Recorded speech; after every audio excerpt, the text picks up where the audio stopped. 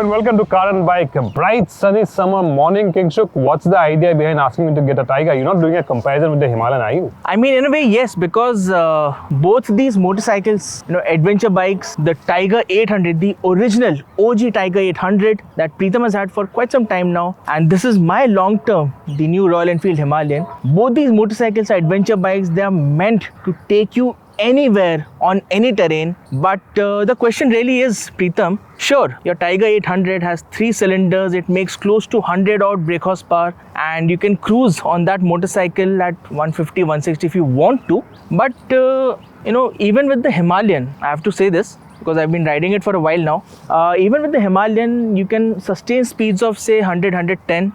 You can go anywhere you want. And yes, it has the heft and the presence as well. Okay, I hear you.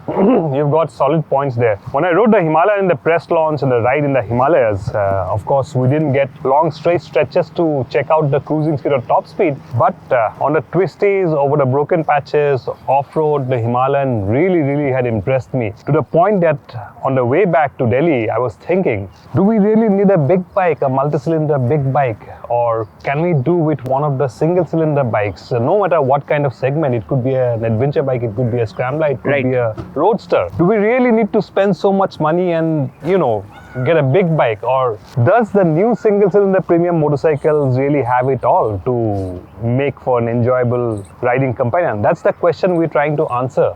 And oh, by the way, when I came back from the ride and I thought, why am I keeping the Tiger? Maybe I should go for the Himalayan. But I came back home the very next day, I took it for a spin and my mind changed again because this, like you said, 3-cylinder, 95 horsepower bike, and that's a 40 bhp single-cylinder bike. The performance, the feel of the engine, the presence, everything of the Tiger is a class apart, of course. But the question that we're trying to say is, if you want an adventure bike or any bike for that matter, should you spend a bomb on a big premium bike, or should you opt for a single-cylinder small premium bike? So that's it. That's a very good question, Preetam. And you've been the owner of a multi-cylinder premium motorcycle for a long time now. But whatever experience I've had with the Himalayan, in the last 1 month, since it has joined a long-term fleet, I mean, I have to say I'm absolutely smitten by the Himalayan. It can do anything, it can go anywhere, and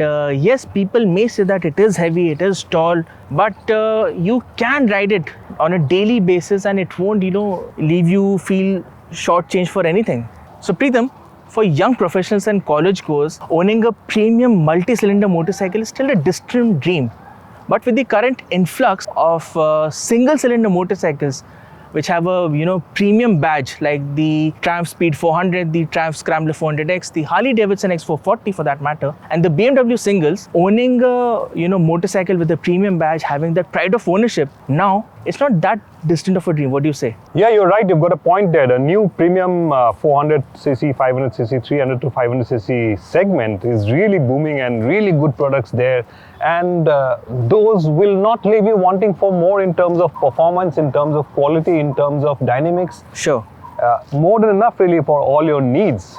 Now the question is, should you spend 4 times more on a bigger bike like this, or should you go for a smaller bike which is a fraction of a cost of a bigger bike? Now that's the question we're trying to answer. Now of course a big bike has its advantages. Number 1, bragging rights. Hey, look at me, I've got a big bike.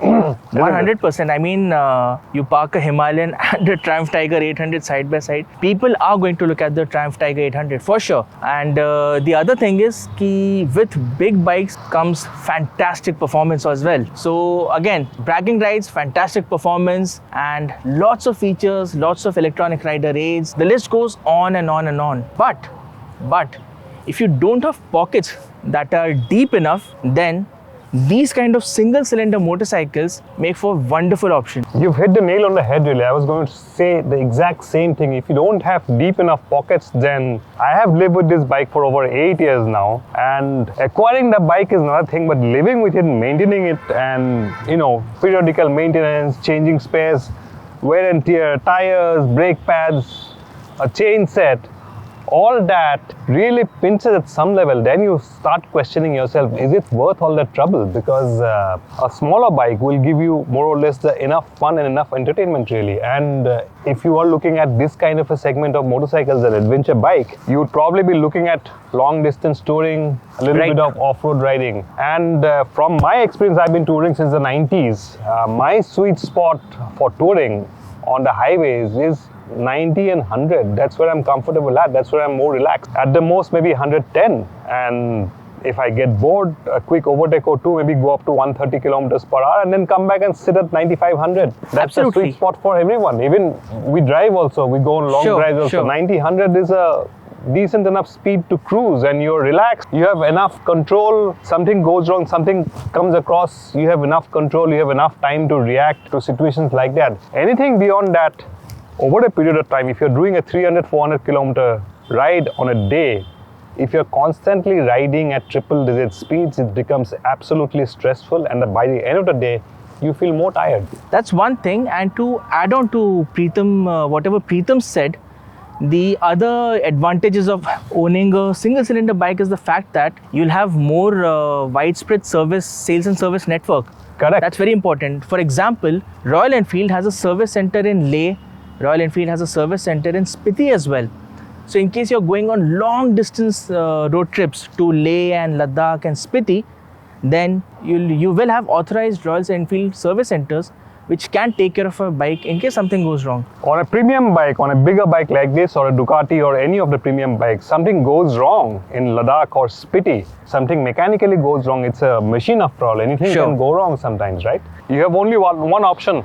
Get a flatbed, get it back home. And the other part, like you said earlier, like maintaining these motorcycles is much more affordable, much more easier on the pocket. If I drop a Himalayan, if I say bend the brake lever, or if I twist the handlebar, it's much easier to fix than on a Tiger 800. Oh yes, I broke one of those mirrors a couple of years ago while riding off-road. Guess the cost of this. I'm not even talking about the new generation. This is an old Tiger. This is a 10-year-old Tiger. The rear view mirror costs about 4 grand, 4,000 bucks for one single rear view mirror. Chain set, it costed me around 10 to 12 grand. Wow. Chain set. Right. If you burn the clutch, to replace the clutch will set you back by 55,000 bucks. Pair of tires, again 40 to 50,000 bucks. That's crazy. Again, tires are not available for these bikes anymore in India. Right. So they are hard to come by at this point of time. Some local manufacturers are working on tires, particularly this size of tires with this speed rating. As of today, I have to get my tires replaced because these are old tires and again 40, 50,000. And if you have to do a valve clearance, which is recommended at 20,000 kilometers, and a valve clearance service will set you back by 25 to 30,000 depending on the model and the make. And there's one more problem with big bikes, with big engine bikes.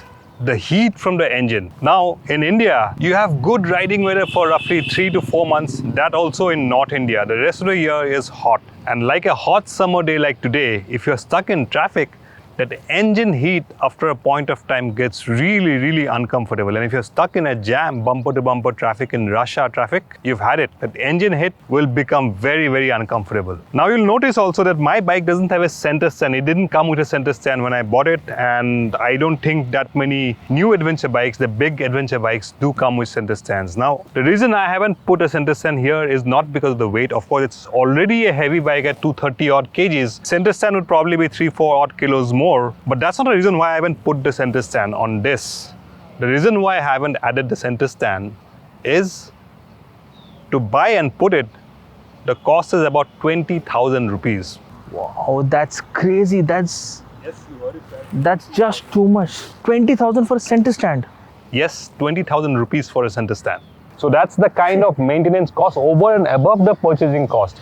You may put a down payment, you can, outrightly purchase a new bike for 15, 18, 20 lakhs. But every year, you have to think of those costs, the service costs after your free services are over. Your brake pads will cost you about 15K easily. So those are the costs that you have to think about. And on top of that, your insurance costs are also higher on a bigger bike than a smaller bike. So those costs, from a practical point of view, a big bike may give you that thrill for momentary, thrills. Like, oh yeah, you've got 100 bhp of power, you go, but where will you use it on Indian roads? Where will you use that kind of power? you're still cruising at 90, 100 kilometers. Anything above that is dangerous, it's risky, it's stressful, it tires you out.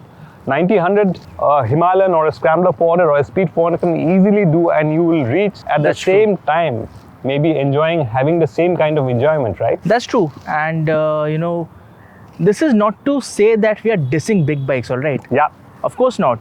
And also, if you ask the question to us, ki are big bikes, are premium multi-cylinder motorcycles, are they irrelevant? No, of course not. Absolutely not. I mean, both of us being bike journalists, both of us being bike enthusiasts, we would want that, premium multi-cylinder motorcycles become all the more accessible and more people ride it. That is a sign of the, motorcycling culture in a country growing. So we would really want that. But at the same time, what we're trying to say is that if you do, aspire to own a big premium multi-cylinder motorcycle, then you start small. Start with the Himalayan, maybe the Hero Expulse 200. Start with that, and then you climb your way up to, say, a Tiger 900 or a Multi V4 or something like that. But if you're not in that kind of segment, if you're not looking at purchasing these premium motorcycles, then you always have the premium single cylinder motorcycles to look back at, right, Preetam? Absolutely. So at the end of the day, if you want a big bike, you have deep enough pockets, sure, go for it. You have bragging rights, you have a bunch of friends who own big bikes. Sure. You want to go on a Sunday morning breakfast ride, which many of our friends do. Unfortunately, I don't have the time or the energy or the inclination to go on such rides. Right. But if you want to hang out with your friends who've got all your friends have got big bikes, you would also want to have a big bike. Sure, go ahead if you have deep enough pockets. You want the latest GS. I mean, it's got features which you can certainly feel good about, and that old adage, there's no replacement for displacement, surely holds true. I mean, you feel something good about riding a big bike. But as a rider, if you want pure motorcycling enjoyment, there's nothing really putting these two apart in terms of enjoyment or the thrill of the enjoyment of riding a motorcycle. If you're going on a multi-day motorcycle ride to the mountains or the desert, smaller motorcycle can give you as much enjoyment as a big bike can do. And in case you're going off-road, you drop this. If you're alone, good luck picking it up. I've been there, Preetam, I've been there. That, on the other hand, you can pick it up easily. So off-road riding, if you're into that kind of thing, you will fall, you will have to learn to pick up a bike. But a bike like this, which is 230 odd kilos, well, if you drop once, you'll pick it up, drop twice, you'll still pick it up. After the third time, you'll say, okay, that's enough, I'm going back home. From a purely practical point of view, if you have deep enough pockets, sure, go for it. But if you think your hard-earned money can be put to better use, you can buy a smaller bike at a fraction of a cost, spend some extra whatever is left on riding gear, and 2-3 tours also. All that will come at just the cost of one big bike. So that's something you have to keep in mind. That's true. And, to just sum it up, sure, you can go on long distances with a big motorcycle. But then we have also seen people doing, Leh, Ladakh, Spiti, the whole circuit on a Hero Splendor or even an Activa for that matter. So, the joy of riding a two-wheeler, the joy of motorcycling, nothing is holding you back. It's, as they say, joy is in the eyes of the beholder and not the beauty. It's not the brush that draws the painting, it's the painter that draws the painting. Absolutely. So if you want to have fun, you can have fun on 100cc motorcycles, because during our shows we have seen, we are riding all these big adventure bikes, going through the same terrain is a Hero Splendor from a random village, from a local guy riding the motorcycle. So there you go, the choice is yours. A big bike of course will give you more performance, more bragging rights, a bigger displacement engine, more power. If you're cruising at 100 kilometers per hour, you want to overtake 2-3 cars, a bigger bike will do it quicker, and you'll feel the thrill, that adrenaline rush much more on a bigger bike. But the smaller bike will also do it, perhaps a fraction of a second slower than it. But at the end of the day, you'll still be cruising at 90, 100, 110, not beyond that. Beyond that is not advisable. Please do not ride triple-digit speeds if you're going on long tours, and it will stress you out, tire you out. At the end of the day, you will feel more tired if you constantly ride at very high speeds. So again, the choice is yours. If you have deep enough pockets, sure, go for a big bike, but do keep in mind the maintenance costs, the consumable costs that come along with purchasing a big bike, which will be a fraction if you go for a smaller bike. Yes, big bike, small bike, enjoyment will be 100% whenever you ride a motorcycle. There's no doubt about that. Always ride safe, be responsible on the road, and don't think about rushing through your two-wheel adventures. Enjoy the ride, stop for a while, take a picture, smell the roses, enjoy the thrill of the ride. Don't have to rush from point A to point B to make a record I have reached in so and so time. Go easy, take it easy, and enjoy your ride. So that reminds me, Preetam, I'm really hungry after all this talk. Should we go for a breakfast ride? Let's go for a breakfast ride. Okay. On that note, do leave us a comments. Let us know what your favorite bikes are. And if you thought this discussion was useful, do keep in mind about the maintenance cost of a big bike and let us know your thoughts. Which bike or which bikes are your favorites in the comments. Thank you so much for watching.